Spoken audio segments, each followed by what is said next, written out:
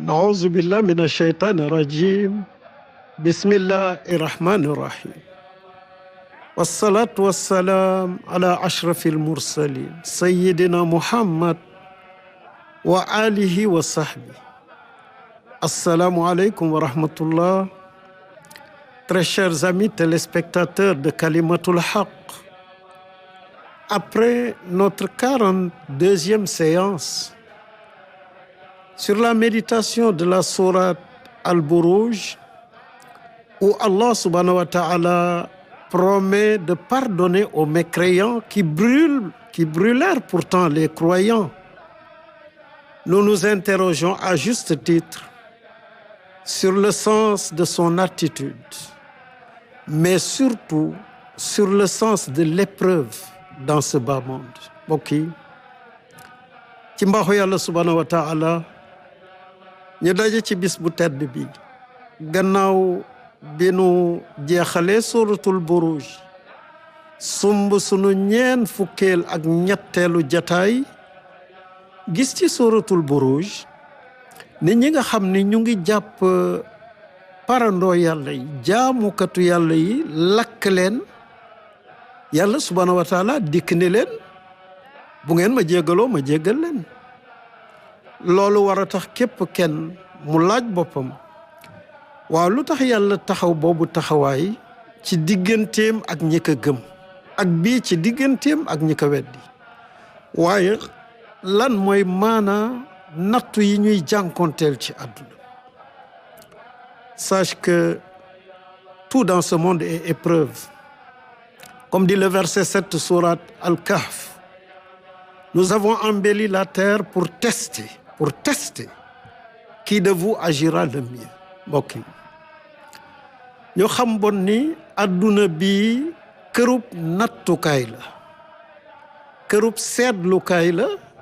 yàlla wax ko suratul kahf mu ne inna ja'alna alal ardi zinatan laha, mu ne dama taaral adduna bi, taaral suuf ngir lan? mu ne li nabluwa ayyukum ahsanu amalan, pour ma seet kan ci yéen mooy gën a rafeti jëf. suratul kahf yi laaye juróom-ñaar. La sourate al-Baqara vient expliquer la nature du test, de l'épreuve. Nous vous exposons, dit-il, à la peur, à la faim, la perte de vos biens, la perte d'êtres chers et de produits de la terre. Annonce la bonne nouvelle, annonce le bonheur à ceux qui se maîtrisent, à ceux qui font preuve de patience dans l'épreuve. Mbokk yi nan la nattu bi di mel? Yàlla subhanahu wa taala wax nu ko suratul Baqara mu ne wala nabluwannakum bi shay'in min al xawfi wal juu', mu ne wér na ni dama leen di nattoo leen aslëf tuuti ci tiitaange, tuuti ci xiif, tuuti ci wàññi sa koom, tuuti ci jël ci yéen ay bakkan, jël li nga xam ne moom mooy tukkee ci seeni mbay, ci seeni liggéey. wa bashiri sabirin, mu ne nag bégalal ñi nga xam ne bu ma leen nattoo lenn ci yii ñooñu dinañu not seen bakkan nangu nattu yàlla subhanahu wa taala. suratul Baqara laaye téeméer ak juróom fukk ak juróom. La sourate les prophètes vient nous dire que nous vous éprouvons par le bien et le mal. Pourquoi? Pour vous purifier. Mbokk yi suratul Anbiya yàlla mu ne wa nabluukum bi charri wal xayr, mu ni lépp lu la dikkal ci yiw, lépp lu la dikkal ci nattu, ci lu metti, xamal ni dama la ci nattu boobu ngir lan? fitnatan, comme ni ngay jële or lakk ka ba lépp li doon tilim tilim dañ, mu ne noonu la leen nattu yi ma leen di teg di def. wa ilayna turja'un. Ainsi, je le répète, tout dans cette vie, le bonheur et le malheur, le succès et l'échec, tout est examen de passage.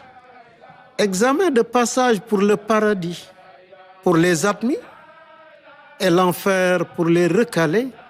Qu'Allah subhanahu wa ta'ala nous protège de l'enfer. Mbokk yi bon lépp ci àdduna lu neex ak lu metti ndam ak ñàkk ndam lépp examen la lépp nattu la ngir ki at mi ki jàll jubal aljanna yal nañ ci yàlla boole waaye ki nga xam ne kii moo sooy jubal safara yal nañ ci yàlla musal mais nous avons tendance à considérer uniquement le malheur comme une épreuve.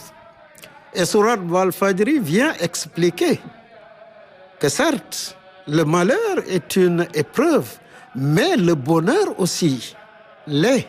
Bokk li am nag mooy nit nature mooy li muy jàppee nattu mooy lu metti boo nee nattu rek nit ki lu metti lay xalaat suratul wal fajri ñëw ni ñu naam lu metti nattu la waaye yiw woo am ci sa dund bànneex boo yëg nattu la quand dit-il son Seigneur éprouve l'homme par des bienfaits il se vante et il dit mon Seigneur m'a honoré quand il l'éprouve en réduisant sa subsistance il se lamente et dit mon Seigneur m'a négligé bokk yàlla mu ne fa amal insaan nit daal boo xamee ni bi nattu naka moom boroomam nattu ka ci ay teraanga day tiitaru naan rabbi akraman sama boroom teral na ma man dama am cër ci yàlla amma iza mabtalaahu fa qadara alayhi rizqa bu ko nattoo nag xatal dundam fa yaqul muy jooytu naan rabbi ahanan man de aw ma benn cër ci yàlla sama boroom toroxal na ma joxuma benn cër le verset 17 répond à tous ceux qui dans la souffrance s'écrient comme nous l'entendons très souvent mais Seigneur qu'est-ce que je t'ai fait il dit oh que non tu ne m'as rien fait je ne fais que tester ta résistance dans l'aisance et la détresse et cela est une règle générale pour tout le monde mbokk yi laaya fukk ak juróom-ñaar dal di tontu ñëpp ñi nga xam ne bu leen nattu dalee ñu naan waaw man lu ma def yàlla loolu liñ koy dégg bare yàlla mu ne kalla dama ni déet defuloo ma dara dama lay nattu bu ma la tegee bànneex nan ngay def ndax da ngay fuuy bu ma xatalee say mbir ndax da ngay xaddi ñàkki loolu nag mooy qaïda bi mooy tëralin bi nga xam ne moom lay doxaleeg ñëpp nous vous éprouvons par le bien et le mal pour vous purifier disait le verset 35 sourate Al-Anbiya mbokk yi waxoon nañu ko léegi yàlla wax ko ca saar bi mu tuddee yonent yi mu ne wa nabluukum bi charri wal xayri fitna lépp lu la ñëwal dama lay nattu ci lu baax lu neex nattu la ci lu metti ngir fóot la ba nga set wecc mais l'homme est créé versatile et inquiet quand un malheur le touche il est abattu quand la fortune lui sourit il devient égoïste mbokk yi nit ànd ak loolu lépp yàlla mu ne xuliqa haluwan dañu ko bind ci njàqare boo xamee ni bii yiw dikkal na ka rek day fuuy beew bu ko metti dikkalee mu xaddi ñàkki c'est pourquoi la meilleure des créatures le prophète Mohammed, paix et salut sur lui, nous dit que le croyant est extraordinaire, car toutes ses affaires sont bien pour lui. En cas de bonheur, il manifeste sa grâce à Allah et cela est un bien pour lui. En cas de malheur, il patiente et cela est un bien pour lui.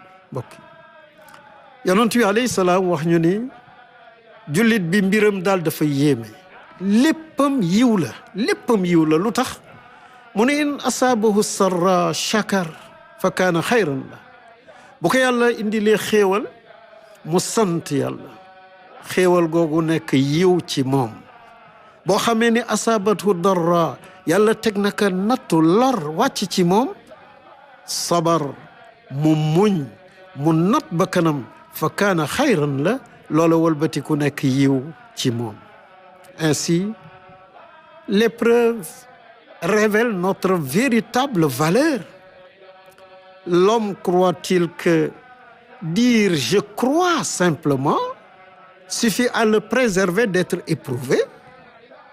nous vous éprouverons comme ceux qui vous ont précédés, jusqu'à ce que le croyant sincère se distingue de l'hypocrite. mbokk yi yàlla def nattu yi muy feeñal dëgg-dëgg martaba doomu aadama ji li na ci biiram dëgg mu ne alif lam mim ahasiba annaas an yutraku an yaqulu amanna wa hum la yuftanoon ndax nit ñi dañu yaakaar ni buñ ne gëm naa yàlla rek mais duma leen nattu mu ne dama leen di nattu ni ma nattoo woon ñi leen jiitu woon ba fésal allazina sadaqu ñi nga xam ni seen ngëm wér na wala yaalamanna alkaazibin bu ko defee ñi nga xam ni seen ngëm wérul naafeq lañu seeni mbir yépp fés suratul ankabut laaye ji njëkk l'épreuve amie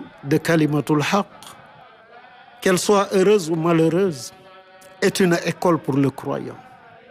Allah l'explique dans la sourate Taha, dans les versets 40 et 41. mbokk yi nattu daara la moo xam nattu bi ci lu neex la moo xam lu metti daara la l'école la boo xam ni yàlla da ciy tàggat ki ko gëm mu nga ñu koy jàngal sourate Taha quand il dit à Moïse, nous t'avons éprouvé véritablement. Tu vécus plusieurs années à Madian jusqu'à ce que tu atteignes le niveau requis. C'est ainsi que moi, Allah, je t'ai formé personnellement.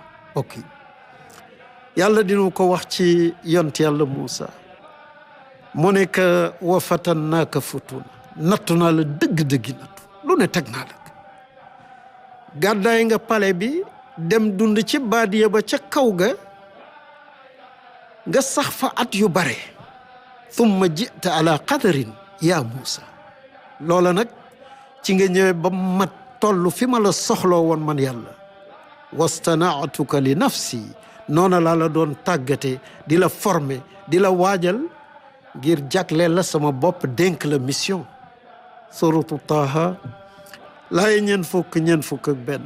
Quant aux mécréants et l'hypocrite, leur épreuve est un appel au changement, c'est un avertissement.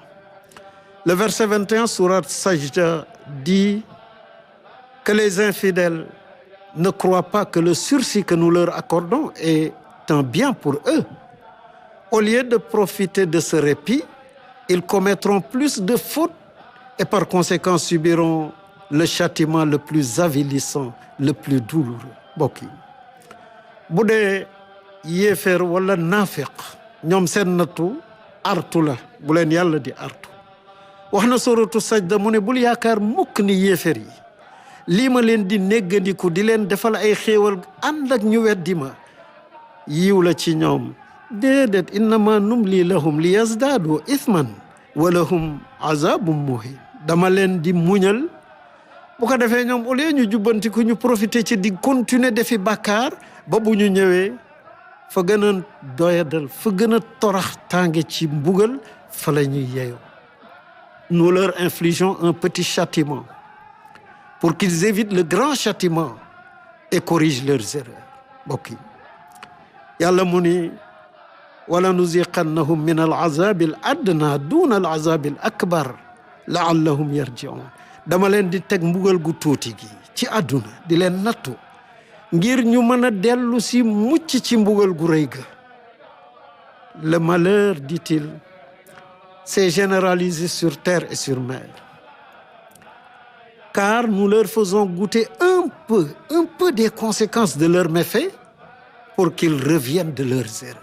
mbokk yi Sourate Rum yàlla moo ne ñaawte feeñ na ci jéeri ji ak ci géej gi bi ma kasabat aydin naas ci li nit ñi jëfal seen bopp.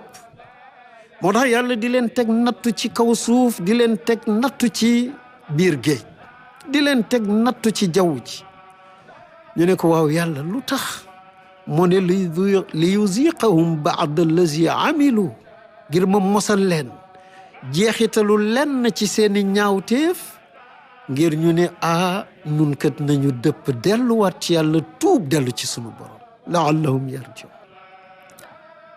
En conclusion, Allah nous dit le verset 141 sourate Ali Imran, fait alterner l'épreuve des bons jours et des mauvais jours, des jours avec et des jours sans, pour purifier le croyant et l'élever et enfoncer et anéantir le mécréant et l'hypocrite. mbokk yi ci yëkkati sunu jataay yàlla mu ni lu la mën ci dal rek muñal ndax ñëpp lay dal. tilkal ayyaamu nudaawiluhaa bayna naas, bis yi dama koy wëlbati bu ñëwee tey neex ci yow bu ëllëgee mu dem neex ci sa morom, naqadi ci yow bu ëllëgee mu naqadi ci sa morom. wali yumaxisa allahu allazina amanu wa yamxaqa alkafirin, ngir man yàlla ma xacc setal wecc ñi gëm waaye ma far mbugal ñi nga xam ne ñoom ñoo ma weddi. ñu ñaan yàlla subhanahu wa taala mu musal nu di bokk ci ñi nga xam ne ñooy sax ci ñaawteef. ñaan yàlla subhanahu wa taala mu wërsëgal nu boole ñu ci ñi nga xam ni dinañu dégg lan moom la nattu di dox ci àdduna bi. ñaan yàlla subhanahu wa taala mu may ñu bokk ci assaabirin, ñi not seen bakkan di not seen bopp ba mu mën ñu boole ci tànneefam. ñu nekkoon ànd ci kalimatul xaq, ànd ñaan yàlla subhanahu wa taala yal na yàlla doon suñu ndimbal. mbokk yàlla bu nu yàqu, yàlla bu nu yàqule. topp yàlla gën a jafe ci jamono yi nuy dund, yal na nu ko yàlla yombal. mooy yàlla fi gën a yomb, yal nañ ci yàlla musal. defal nu mujj gu rafet, làq nu fu yàq eggul, yiir nu ci malaanum suturaam. yàlla jubal nu jubal sunu njaboot, ubbil nu buntu muur ak wërsëg. mbokk yi lu nu am yal na nu am yàlla, lu nu ñàkkit yal na nu am yàlla, bi jaa'i nabil Mustafa sallallahu alayhi wa ali. assalaamu aleykum wa rahmatullah, wassalaatu wassalaam ala ashrafil mursalin sayyidina wa habibina wa nuri qulubina Muhammad wa alihi wa sahbi.